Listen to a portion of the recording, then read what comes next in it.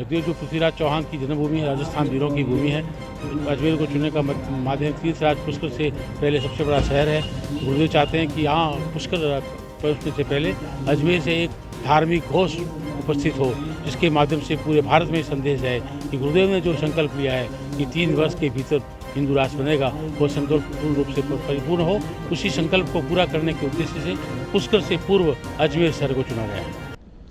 गोवर्धन मठ पुरी पीठाधीश्वर जगतगुरु शंकराचार्य स्वामी श्री निश्चलानंद सरस्वती ने लोगों की जिज्ञासाओं का किया समाधान।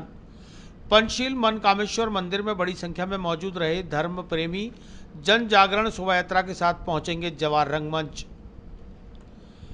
श्री गोवर्धन मठ पुरी पीठाधीश्वर जगतगुरु शंकराचार्य स्वामी श्री निश्चलानंद सरस्वती जी ने अपने अजमेर प्रवास के दौरान बुधवार को पंचशील स्थित श्री मनकामेश्वर मंदिर परिसर में आयोजित जिज्ञासा समाधान शिविर के दौरान उपस्थित धर्म प्रेमियों के धर्म व राष्ट्र के साथ ही आध्यात्म व पारिवारिक विषयों से जुड़े प्रश्नों के जवाब देकर उनका समाधान किया। मनकामेश्वर मंदिर परिसर में बड़ी संख्या में वृद्धजन, माता बहनें और बच्चे मौजूद रहे, जिनके द्वारा किए गए प्रत्येक सवाल का जवाब जगतगुरु शंकराचार्य द्वारा दिया गया। जगतगुरु शंकराचार्य स्वामी निश्चलानंद सरस्वती की राष्ट्रोत्सर्ग अभियान यात्रा के तहत शाम 5 बजे से जन जागरण यात्रा निकाली जाएगी, जो विभिन्न मार्गों से होते हुए जवाहर रंगमंच पहुंचेगी, जहां जगतगुरु शंकराचार्य स्वामी निश्चलानंद सरस्वती हिंदू राष्ट्र संगोष्ठी व राष्ट्र चिंतन विषय पर धर्म सभा को संबोधित करेंगे। इस अवसर पर संयोजक डॉक्टर ज्योत्सना रंगा के अलावा कालीचरण दास खंडेलवाल, डॉक्टर राजेंद्र खत्री, उमेश गर्ग, हरीश, हेमेंद्र गर्ग, अमृत अग्रवाल, कमल प्रकाश कृष्णानी, सतीश बंसल, भारती श्रीवास्तव, नरेंद्र तूनवाल, अमित भंसाली, नितिन शर्मा, अमर सिंह पवार सहित बड़ी संख्या में धर्म प्रेमी बंधु उपस्थित रहे। मैं सीएम मोतीलाल रंगा, राष्ट्रीय महामंत्री पीठ परिषद, परम पूज्य गुरुदेव पूरी पीठाधीश्वर जगतगुरु शंकराचार्य निश्चलानंद सरस्वती का ये राजस्थान में आगमन सुमेरपुर में 7 मई से शुरू हुआ था। सुमेरपुर के 2 दिन के प्रवास के बाद में गुजरात के ऊंजा में रहे।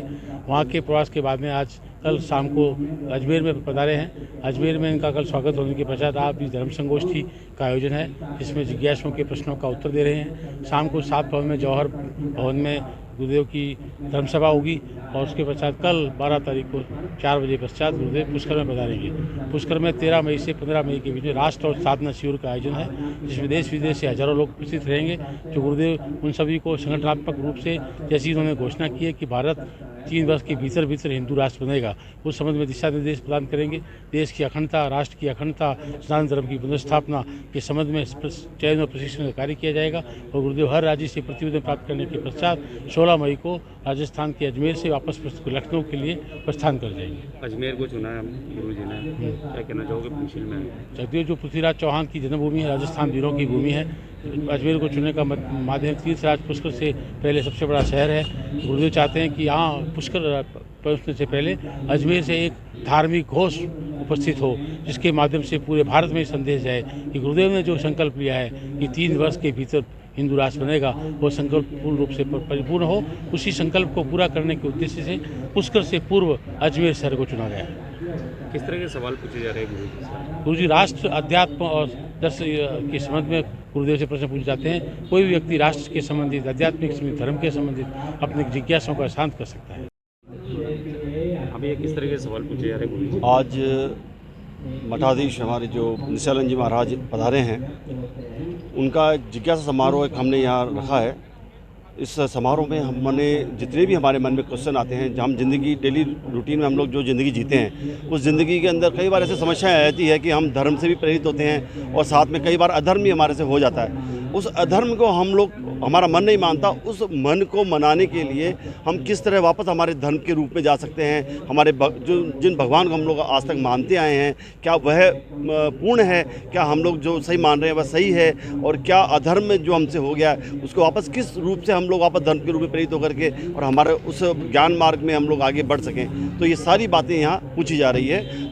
विभिन्न तरह के लोग यहाँ आए हैं, माताएं, बहनें, वृद्धजन, बच्चे भी हमारे अपने क्वेश्चन पूछ रहे हैं एक माता का क्वेश्चन था कि हे प्रभु हमें ये बताएं कि जिस तरह से हमारे जो बच्चे हैं आज आने वाले समय में जो पीढ़ी दर पीढ़ी हम लोग ये लगातार जो धर्म को मानते आए हैं और अब उससे दूर हो चुके हैं, तो अब जब हम उनसे दूर हो रहे हैं तो हम लोग इनको बच्चों को वापस कैसे धर्म के रूप में प्रेरित करें। तो महाराज जी ने ये फरमाया कि महाराज जी ये अपने धर्म में बता रहे हैं कि ऐसा है कि आप उनके साथ में बैठ करके कुछ 1 घंटा उनके साथ में प्रवचन करो, आपस में ज्ञान भाव का भाव भजन करें, तो आपको निश्चित रूप से भगवान की जो है प्राप्ति होगी और आपके समस्या के समाधान भी होगा।